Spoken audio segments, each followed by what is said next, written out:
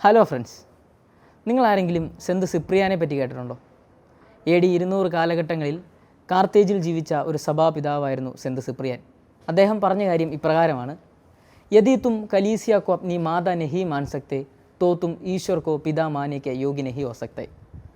സഭയെ നിനക്ക് നിൻ്റെ അമ്മയായിട്ട് കാണാൻ സാധിക്കുന്നില്ലെങ്കിൽ ദൈവത്തെ നിൻ്റെ അപ്പനായിട്ട് കാണാൻ നിനക്ക് യോഗ്യതയില്ല. പ്രിയമുള്ളവരെ, ഇന്നത്തെ കാലഘട്ടമെന്ന് പറയുന്നത് സഭ വേണ്ട, ദൈവം മാത്രം മതി എന്ന് ചിന്തിക്കുന്ന അല്ലെങ്കിൽ പറയുന്ന ഒരു കാലഘട്ടമാണ്. നമ്മൾ മനസ്സിലാക്കേണ്ട ഒരു കാര്യമുണ്ട്. നമ്മൾ ജനിച്ച അന്ന് മുതൽ നമ്മളെ വളർത്തുന്നത് സഭയാണ്. നമുക്കറിയാം, ഒരു കുഞ്ഞ് ജനിക്കുന്ന ആദ്യ കാലഘട്ടം മുതൽ ആ കുഞ്ഞ് ആദ്യം കാണുന്നത് ആ അമ്മയാണ്. അമ്മയാണ് പരിചയപ്പെടുത്തുന്നത് ഓരോ മകളെയും ഇതാ നിൻ്റെ അപ്പനെന്ന്. നമ്മുടെ സഭയുടെ കാര്യത്തിലും അങ്ങനെ തന്നെയാണ്. നാം വളർന്നു വരുന്ന നമ്മുടെ ആത്മീയ കാര്യങ്ങളിൽ, നമ്മുടെ ആത്മീയ ജീവിതത്തിൽ നമ്മൾ സഭയിലൂടെ ആദ്യം വളരുന്നു. മാമോദിസം എന്ന കൂദാശയിലൂടെ നാം ഒരു പുതുജീവൻ നേടിയെടുക്കുകയാണ്. തുടർന്ന് യൂക്കരിസ്റ്റുകളിലൂടെയും കൂദാശകളിലൂടെയും ബൈബിൾ വായനകളിലൂടെയും കമ്മ്യൂണിറ്റികളിലൂടെയും എല്ലാം നാം മനസ്സിലാക്കുന്നത് ആ സഭയുടെ സ്നേഹത്തെയാണ്. ആ സഭയിലൂടെയാണ്, അവളിലൂടെയാണ്, അമ്മയിലൂടെയാണ് നാം വളർന്നു വരുന്നത്. പിന്നീടാണ് ആ സഭയിലൂടെ നാം ദൈവത്തെ മനസ്സിലാക്കുന്നത്.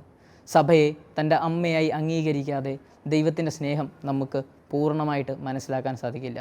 പ്രിയമുള്ളവരെ, ചിന്തിക്കാം, എങ്ങനെയാണ് നമ്മൾ നമ്മുടെ സഭയെ കാണുന്നത്?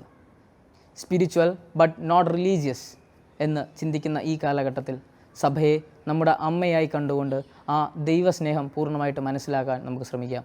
കാരണം സഭയിലൂടെയാണ് ആ ദൈവത്തിൻ്റെ സ്നേഹത്തെ നമുക്ക് പൂർണ്ണമായിട്ട് മനസ്സിലാക്കാൻ സാധിക്കുന്നത്. ചിന്തിക്കാം, ഞാൻ എങ്ങനെയാണ് എൻ്റെ സഭയെ കാണുന്നത്?